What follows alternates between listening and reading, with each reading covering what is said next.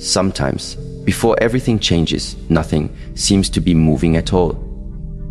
There is stillness, not the kind of stillness that makes you feel idle, but the kind that feels sacred. Something inside you pauses, not because you're confused, but because your soul is listening. When a woman is on the threshold of transformation, the world around her might look unchanged, but her inner world becomes unmistakably different. A soft alertness awakens inside her. The people she once chased no longer interest her. The situations she once tolerated now irritate her spirit. It's not bitterness, it's alignment.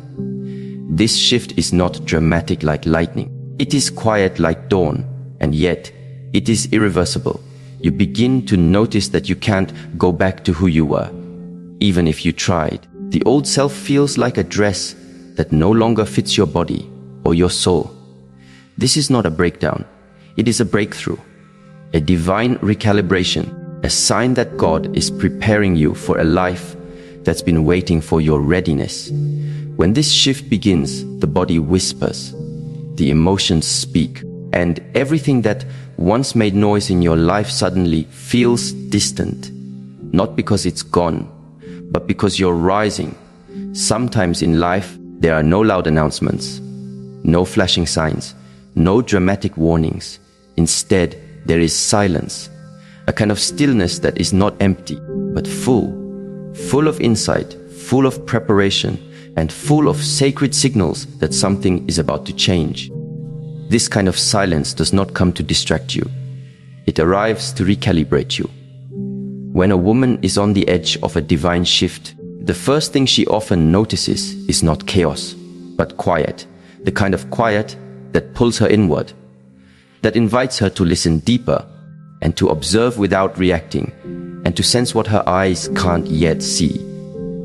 The noise of the external world starts to feel heavier, almost intrusive, and so she naturally withdraws, not out of fear, but from an intuitive knowing that the answers she seeks won't be found outside of her. This inner silence is not the same as being passive. It is active awareness. It is what ancient teachings referred to as the fertile void, a space in which transformation brews not through force, but through presence. Neuroscience today echoes this concept through studies on the brain's default mode network. When a person enters a state of quiet reflection, absent from external stimuli, this network becomes activated, promoting introspection, insight, and creativity. The brain, in essence, begins to reorganize itself. You may have experienced this without knowing, a moment when your usual distractions, your phone, your habits, even certain relationships, suddenly lose their grip on your attention. You no longer have the energy to chase them. You sit in a room, and instead of turning on the television or reaching out for company, you find yourself just being, eyes open, thoughts swirling, but the impulse to react fades. That is not weakness. That is your nervous system resetting. That is your emotional intelligence rising. This silence reveals what noise conceals. You start to notice the small things again. The sound of your breath, the weight of your emotions, the texture of your inner dialogue.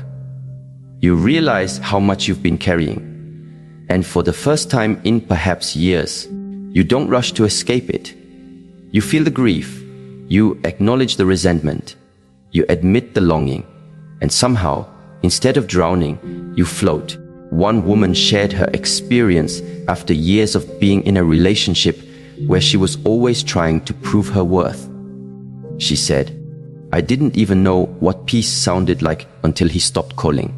The first few days were painful. But then the silence became my healing. I began to hear myself again." Her story isn't rare. Many women only begin to recognize their own voice after the distractions disappear. Sometimes the greatest revelations are born in solitude. This phase, when inner silence becomes loud, is often misunderstood. Outsiders may assume you're distant, cold, or depressed, but in truth, you're becoming deeply intimate with your own soul. You are re-establishing a connection that got lost beneath years of pleasing others, performing for approval, or surviving emotional storms. This stage is sacred. It is here that you begin to stop apologizing for your need for space, for depth, for meaning. In relationships, this shift shows up as a refusal to engage in shallow patterns. You stop over-explaining. You stop seeking closure from people who were never open to honest communication. You stop lowering your voice so others can feel taller. This isn't rebellion. This is evolution.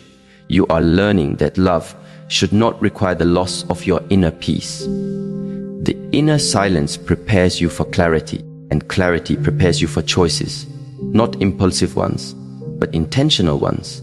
You begin to ask different questions. Is this aligned with who I am becoming? Does this bring me closer to peace or further from it? These are not just mental inquiries, they are embodied decisions.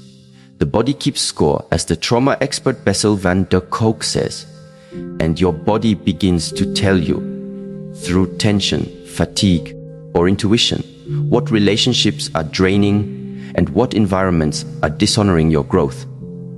As you sit longer in the quiet, you begin to separate your truth from your trauma. You begin to realize which parts of your personality were shaped by survival and which were born from authenticity. The silence becomes a mirror, not the kind that reflects your appearance, but the kind that reflects your soul. And in this mirror, you finally see the version of you that has been waiting to be noticed. Not the performer, not the people pleaser, not the anxious fixer, but the steady, clear, awake woman who is no longer afraid of her own presence. This silence is not the end of something. It is the womb of something. And while the world around you may question your withdrawal, the universe within you celebrates your return. From this quiet awakening, something else begins to emerge, the loosening of attachment to old patterns. This is where the second sign reveals itself. As you become more attuned to your inner world, your tolerance for emotional chaos begins to shrink. What once seemed acceptable now feels suffocating. It's not that you suddenly dislike people or places. It's that your energy no longer matches what you once tolerated. There is a moment when a woman looks at her life and thinks, I can't keep doing this. Not in a dramatic way, but in a sincere, deep, embodied knowing. The way she shows up in relationships shifts. She stops begging for reciprocity. She stops romanticizing inconsistency. She sees patterns she never saw before, not just in others, but in herself. This isn't rejection, it's release. Detachment is not coldness, it is clarity. And clarity does not require confrontation, it only requires truth. The truth that some of the ways you've been coping, some of the people you've been holding on to, and some of the cycles you've repeated are not aligned with where your spirit is being called to go. This stage is often accompanied by confusion. You may ask yourself, why do I feel so different? The truth is, the nervous system is recalibrating. Neuroplasticity is taking place.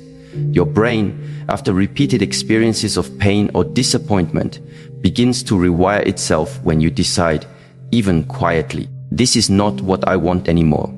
Cognitive behavioral psychology calls this cognitive restructuring.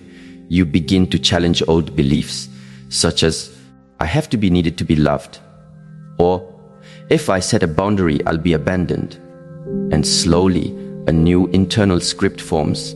I can be loved for who I am without overextending. Or, if someone leaves because I honor my needs, they were never meant to stay.